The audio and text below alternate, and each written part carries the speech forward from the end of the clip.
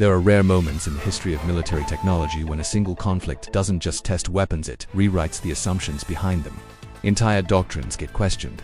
Procurement strategies that once looked unquestionable suddenly feel outdated. And the war in Ukraine has become exactly that kind of moment. This is not just a regional war. It has evolved into the most intense real-world testing ground for modern warfare systems that we have seen in decades. Drones, electronic warfare, missile defense, logistics chains, satellite intelligence, and critically, air power, and what this battlefield is revealing about fighter jets, about engine design, and about what actually matters in combat is beginning to challenge nearly 30 years of Western defense thinking. But to understand what's really happening, we need to move past the noise. Because the discussion around this topic is full of exaggerations, misleading headlines, and in many cases, outright defense industry spin. So instead, let's start with the facts and follow them carefully to their logical conclusions. The aircraft at the center of the debate, the Sobjas 39 Gripen, is not a new aircraft. It has been in service since the early 1990s. But its latest version, the Gripen E, is not just an upgrade, it's a fundamental redesign. Compared to earlier variants, the Gripen E is larger, heavier, and significantly more capable. It carries roughly 40% more internal fuel, giving it a maximum range of around 4,000 kilometers and an operational combat radius exceeding 1,300 kilometers. It can reach speeds of Mach 2 at altitude and maintains strong performance even at low levels. At the heart of this aircraft sits the General Electric F414 GE390 engine, producing roughly 22,000 pounds of thrust. This represents a substantial increase over earlier Gripen models and enables one of its most important capabilities, supercruise sustained supersonic flight without afterburner. Now, this is where it's important to correct a widespread misconception. Despite what you may have seen online, the Gripen E is not powered by a Rolls-Royce engine. That claim is simply incorrect. What does exist, however, is a serious and ongoing discussion about a future variant potentially using an engine derived from the Rolls-Royce EJ200. This is not science fiction, it's a technically plausible concept that has been explored by analysts and industry insiders. A more powerful derivative could significantly improve thrust-to-weight ratio and supercruise performance. But, and this is critical, it has not been built, it has not been tested in combat, and it does not currently exist as an operational system. The deal that changed the conversation. What has happened and what truly matters is the landmark agreement. Signed in October 2025, at Saab's facility in Linköping, Ukrainian President Volodymyr Zelensky and Swedish Prime Minister Ulf Kristersson announced a deal for Ukraine to acquire at least 100 Gripen fighters, with deliveries expected to begin in 2026. This is not just another arms deal. This is one of the most consequential fighter aircraft procurement decisions of the post-Cold War era, and it was made by a country actively fighting for survival against one of the largest military powers on Earth. So the question becomes unavoidable. Why the Gripen? What war actually demands? The answer cuts straight to the heart of what modern warfare really values and what peacetime procurement often overlooks. First, operational philosophy. The Gripen is the only Western fighter designed from the ground up for dispersed operations. This is not marketing, it is doctrine.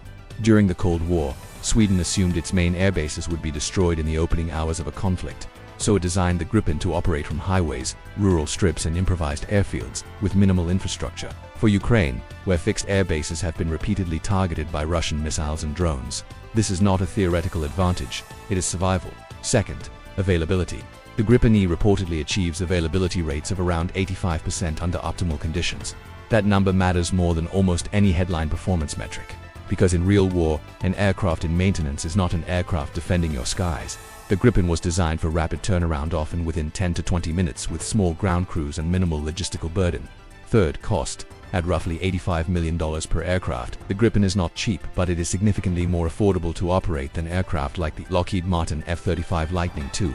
For a country that needs not just capability, but scale, cost becomes a strategic variable. Fourth, weapons integration. One of the Gripen's most significant advantages is its ability to carry the medium missile. This missile, with its ramjet propulsion system, has one of the largest no-escape zones of any air-to-air weapon in existence. Combined with the Gripen's advanced radar and sensor suite, it creates a beyond visual range combat capability that is widely considered among the best in the world. Fifth, technological sovereignty.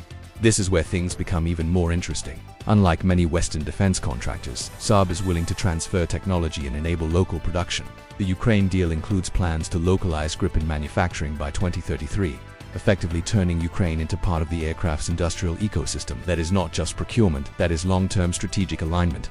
The F-35 power and problems now.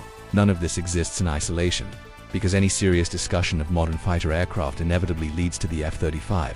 And to be clear, the F-35 is a remarkable machine. Its stealth capabilities, sensor fusion, and ability to operate in highly contested environments represent genuine technological breakthroughs. No serious analyst disputes that. But the question is not whether the F-35 is impressive. The question is whether it delivers reliably across the full spectrum of modern warfare and whether its underlying design choices have introduced vulnerabilities. At the center of this debate is the Pratt & Whitney F-1. Senior U.S. military officials have acknowledged that this engine has been operating beyond its intended thermal limits since the early stages of the program, as the aircraft gained more capabilities through upgrades. The engine's cooling and power systems did not keep pace. The result: higher operating temperatures, increased wear, more frequent maintenance cycles, and ultimately, reduced availability. The U.S. Department of Defense has already committed nearly $500 million to an engine core upgrade program, with upgraded versions not expected until around 2029, and even that timeline is facing delays. This is not a minor issue. This is a structural challenge at the heart of the most expensive weapons program in history. Two philosophies, two outcomes. What we are really seeing here is a clash between two fundamentally different approaches to air power. The F-35 represents a philosophy built on technological dominance, stealth, sensor fusion, and networked warfare. The Gripen represents a philosophy built on survivability, simplicity, and sustainability under pressure. For decades, Western defense strategy assumed that technological superiority would be decisive, that stealth would allow aircraft to operate with near impunity, that advanced systems would outweigh logistical constraints. But Ukraine is forcing a reassessment.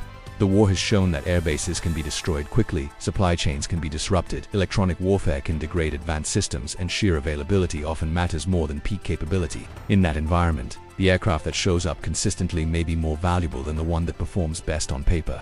The engine question on the future. This brings us back to the engine discussion. The Gripen's current engine, the F414, is not revolutionary.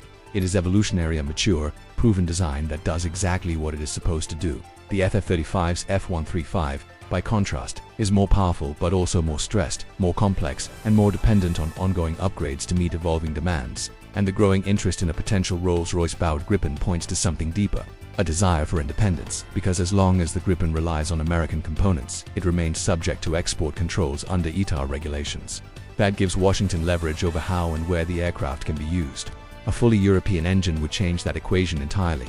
The bigger picture, what we are witnessing, is not the failure of one aircraft or the victory of another. It is something far more important.